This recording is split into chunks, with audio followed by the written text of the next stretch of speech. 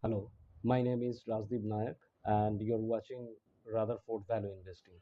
So, welcome to our second part of this particular series, Benjamin Graham and Value Investing. So, I hope that all of you have watched the first part that we have discussed earlier. So, in this second part, we will further discuss about some of the enlightening facts of investing with regard to value investing is concerned, brought in by Benjamin Graham. So first of all, let us reiterate the fact that people find it very risky when the stock prices are going down and nobody is buying. However, people find it less riskier when the stock prices is moving up and everybody is buying.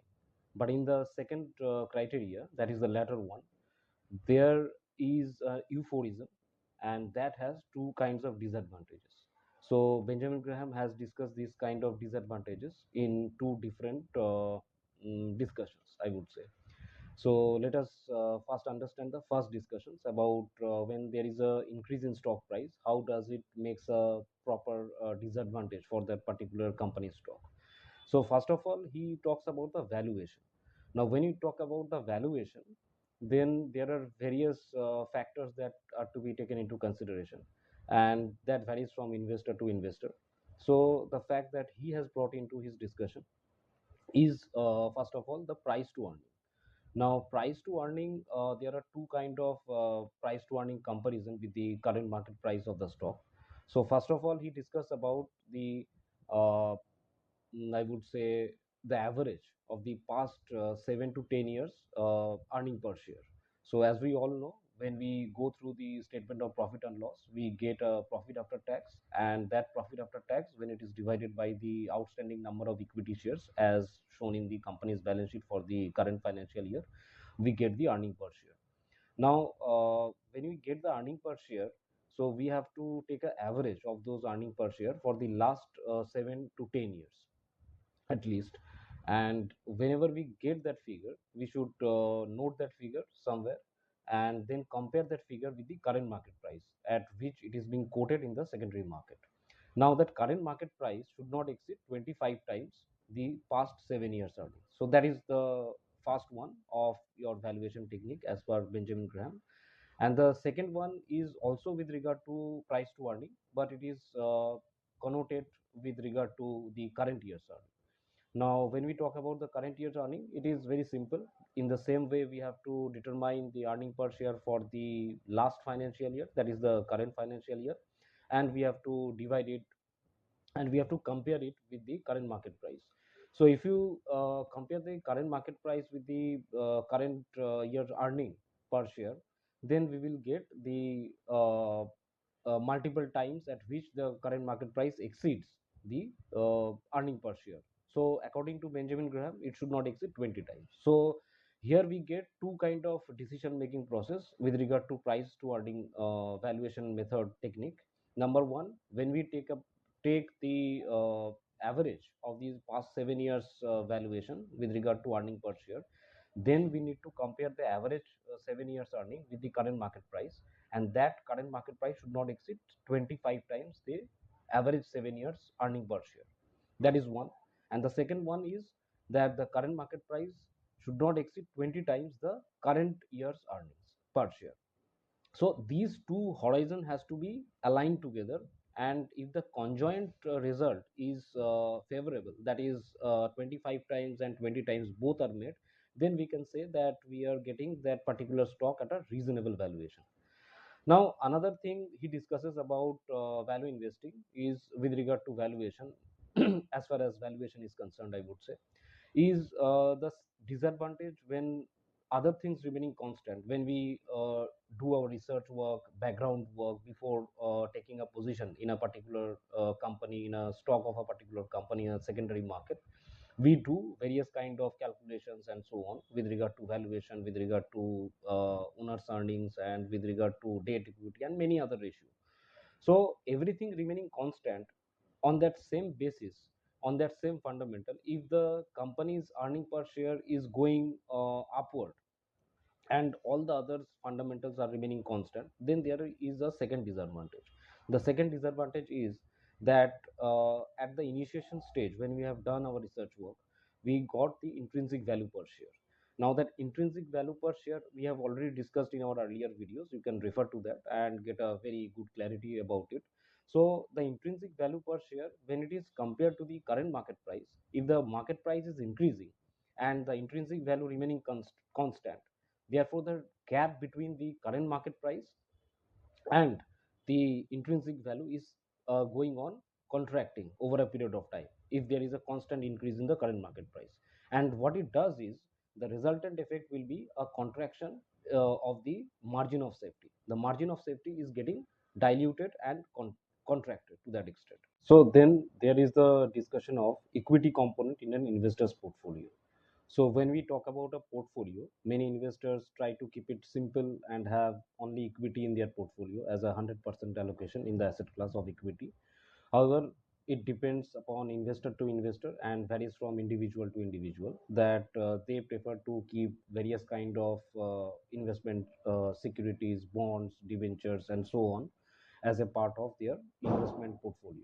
So when we talk about portfolio, we should take everything into consideration, whether it is cash balance, whether it is debentures, equity, bonds, and treasury bills, and so on. So Benjamin Graham next discusses about the equity component in the investor's portfolio, among other things. So when he talks about the equity component, he preferred three rules to equity component in the investor's portfolio. Now, the first rule is with regard to diversification. So when we talk about equity, there are some market risk associated with the company stock that we are accumulating. So here Benjamin Graham prefers that every investor should have a minimum kind of diversification. And when we talk about diversification, there we need to be very clear on this perspective that when we are accumulating stock of different company belonging to different sector, for example pharmaceutical, for example FMCG, mining, information technology, banking, and so on and so forth. There are many sectors. So when we do our thorough research on each of the company, their peer group, and then we decide about accumulating a stock. In this process, we have to be very clear on the perspective that when we accumulate equity in our portfolio, we should be well diversified. That is to say that we need to have companies from different sectors and different diverse zones, so that when one company or one sector is not performing because of certain hazards of economy or geopolitical reasons, the other sectors could do good to make up our return for that particular financial year. So the first rule is with regard to diversification, and what he prefers to be a thumb rule is that we should not have less than 15 company in our portfolio, and we should not have more than 30 company in our equity portfolio. Now these can be have a contradiction with what Robert G. Hangstrom in his book, which he has authored, Buffett portfolio, where it is suggested that investors should have minimum 3 stocks and maximum 15 stock in their portfolio. So, as I told you that the portfolio construction depends upon investor to investor, and it is upon the temperament of the investor that how much risk appetite he can bear going forward. So there is actually no contradiction between these two author or two investor, I would say, but it depends upon different temperaments, different period of time, and different kind of background research work that they do over a period of time in their terms of selection of stocks. The second rule of Benjamin Graham entitle us to know that there should be a proper rule for selecting the company. When we are selecting any company from any specific particular sector, we have to take a median that whether that particular sector consists of 50 company or 20 companies or 10 company or any number of companies. So out of this pool of 10, 20, 50 companies from a particular sector, we need to choose only one company, because we know that diversification that we have discussed in the earlier rule just now. So how to deal with this particular selection process? So Benjamin Graham has put it very nicely that every company should be prominent, and every company should have a proper dividend track record, and it should be conservatively financed. At the same time, it should be very prominent in its business and whatever policies it wants to implement in achieving its business acumen over a period of time. So when we see these particular three aspects, that is large, prominent, and conservatively financed, the first two aspects are very apparent. That is, it is large in terms of its market capitalization and in terms of its business operations and presence and synergy level, and it is prominent, having proper business presence all over the country, and in fact going global also. And but the third one, when we talk about this particular conservatively financed, it has two particular inferences for us to draw. The first inference is that we know profit after tax, while reading the statement of profit and loss, is accumulated after distribution of dividend to the other equity portion of the equity shareholders fund, which is shown in the balance sheet of the particular company. So when you talk about the equity shareholders fund, it consists of equity and other equity. So whatever profit after tax is being accumulated by the company after distribution of the proper dividend to the shareholders, that accumulation is done in the component of other equity. So this is one inference that we can draw about conservatively financed. And as far as my inference, I mean, as far as my understanding of this particular rule of investing, it seems that we should always focus on internal accruals rather than taking a date and progressing with our business acumen over a long period of time. So we can take business loan from various banks, but that increases our debt to equity ratio, which is not good or healthy for the company going forward. It can cause various kind of problems. However, when we talk about internal accruals has two kind of concept, that is profit after tax, which is accumulated, that we have discussed right now, and the second one with regard to the book value approach. So when we talk about book value approach, the book value approach has been properly discussed in our earlier videos. We can refer to that to have a proper clarity in this respect. So when we compute the book value of a particular company for a particular financial year, then that book value should be greater than equal to of at least 50% of its uh, current market price, or I would say market capitalization to that extent. So these two inferences are very important when we talk about the rules of the equity component in a portfolio, how to select the stock from different peer group in the same sector. The third rule to equity component is all about the proper dividend history of the company. The company should be paying proper dividend, and that yield of dividend should be increasing over a period of time. And the importance of dividend we have already discussed in our previous videos. So we can refer to that to have a clarity and good understanding. Then there is a discussion of investors' personal life situation, where Benjamin Graham has very beautifully picked up certain situations in his quest of defining different life situations of various investors. So here Benjamin Graham came up with two stories. One is of widow and another is of middle-aged successful doctor. So let us discuss about these stories one by one. So coming on to the first story is all about a widow who is left with her only $200,000, and since he is left with this little sum, there are certain characteristics which is applicable for this widow. So number one characteristic will be that to the problem of living with this quite small sum would be very difficult. And the second one is that when she takes investment decisions, the conservatism in her investment decisions would be of paramount nature. Now, keeping these particular two characteristics in the backdrop, there can be a particular circumstance where she can be characterized between the enterprising investor and also as a conservative investor. Now, when you talk about the conservative investor characteristic within this woman, she can very well diversify her portfolio between equal 50% in equity and 50% in bond. However, uh, she has to have that conviction while she is choosing that particular equity, and more preferably when she is choosing 75% in equity as a investment portfolio and 25% in bonds to achieve her objective. She should do this only when she is mentally prepared, so that going forward when there is any downturn in the market value of those particular equity investment, then she is not perturbed and gets swayed by the particular situation and deviate from her objective. That is one part. And she has not paid preferably a very high price in the first place when she has done her research work or background study in choosing this particular equity as a investment.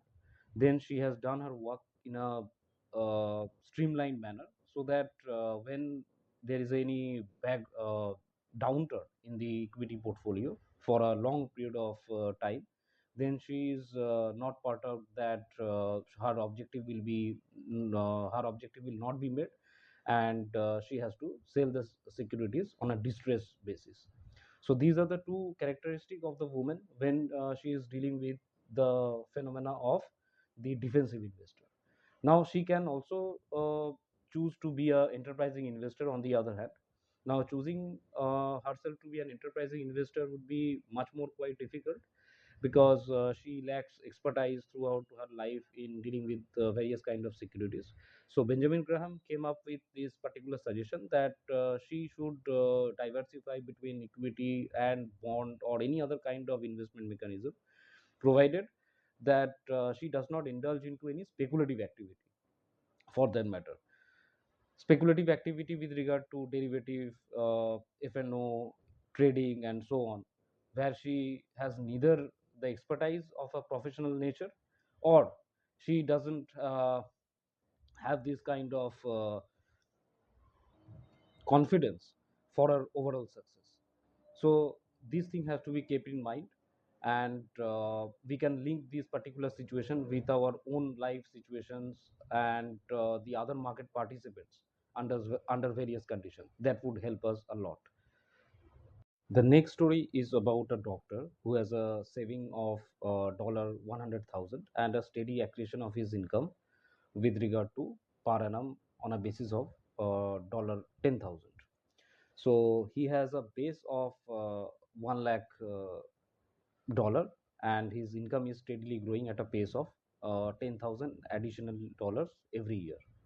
So in this particular circumstance, Benjamin Graham has advised that he should not be persuaded to make any speculative activity for that matter, and he can very well consider himself to be a defensive investor, so as to say that to put his total investable disposable income into 75% equity and 25% in bonds. So that's very simple. But he also mentions, or I would say, gave a caveat that this doctor is subjected to a particular very big handicap. Now, what is that handicap? The handicap is all about the human psychology.